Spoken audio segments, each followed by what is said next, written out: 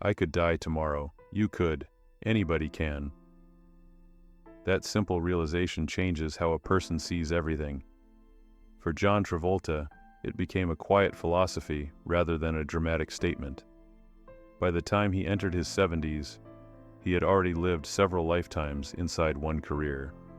He had experienced dizzying fame, crushing losses, and long stretches of reinvention. The wealth, the planes, the mansions, and the applause never protected him from grief, nor did they offer answers when life turned cruel. Instead of chasing more noise, Travolta began choosing intention.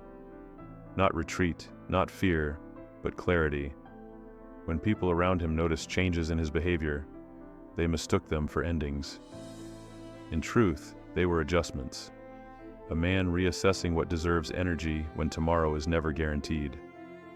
This wasn't a collapse of a Hollywood icon. It was a human being simplifying his life after learning, repeatedly, how fragile it really is. A childhood far from glamour. John Travolta was born on February 18, 1954, in Englewood, New Jersey, the youngest of 6 children in a working-class household. His father, Salvatore, ran a small tire shop and constantly worried about finances. His mother, Helen, carried something different into the home, an appreciation for music, performance, and expression. While school was often painful for John, filled with teasing over his appearance and a childhood stutter, home became a refuge. He performed for his siblings, danced, sang, and escaped into imagination. His mother noticed his spark early and encouraged him toward theater as a place where he could belong.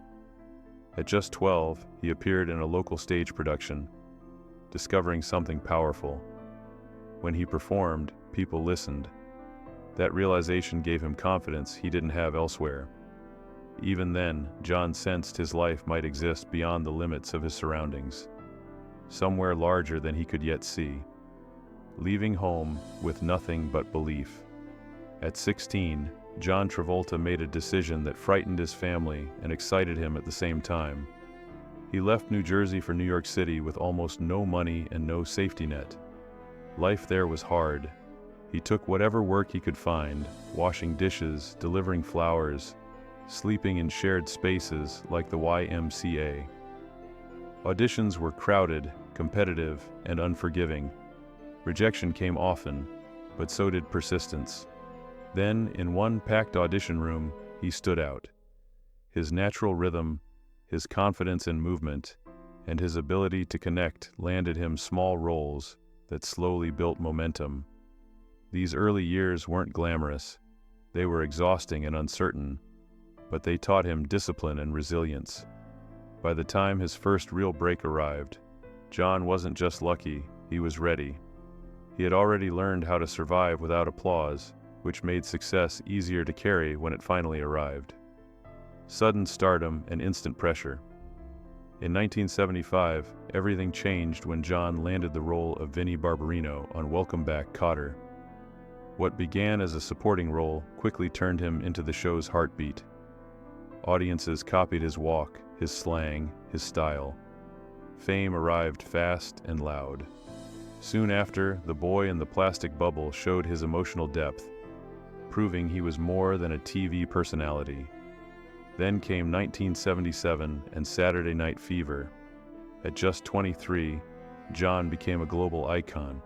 The white suit, the music, the movement, it all defined an era. An Oscar nomination followed, and suddenly expectations became enormous. Every role mattered. Every decision carried weight.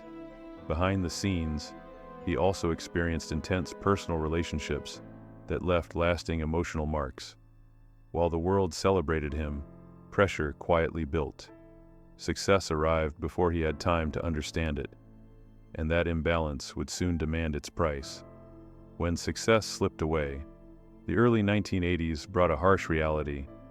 After the towering highs of Grease and Saturday Night Fever, audiences began moving on. Films like Blowout earned critical respect but failed commercially. Others, meant to revive past magic, simply didn't land. Missed opportunities followed. John turned down roles that later became massive hits.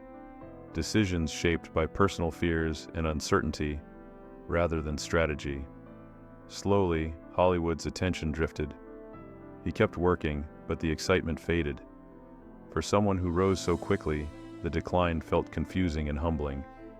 Yet this period also forced growth. Without constant praise, John learned who he was, without the spotlight's approval. It was a painful chapter, but an essential one, because just when it seemed his star had dimmed for good, an unexpected role arrived that would not only revive his career, but completely redefine how the world saw him. A comeback that changed everything. In 1994, Quentin Tarantino offered John Travolta a role that didn't look special on paper. Pulp Fiction wasn't positioned as a comeback vehicle. It was risky, strange, and unconventional. John accepted anyway. That decision transformed his life.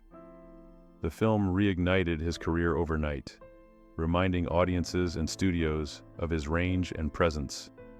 Offers poured in. Over the next several years, he earned enormous sums and reclaimed his place at the top of Hollywood. But this time, success felt different. He used it to build a life aligned with his passions, especially aviation.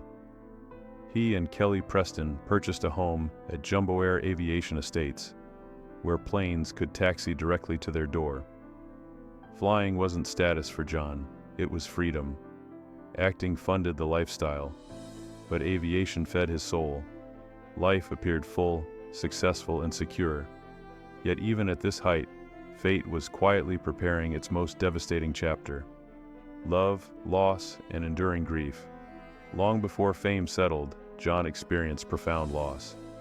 In 1977, his partner Diana Hyland died from breast cancer, passing away in his arms just as his career exploded. The grief stayed with him. Years later, he found lasting partnership with Kelly Preston. Together, they built a family and welcomed 3 children.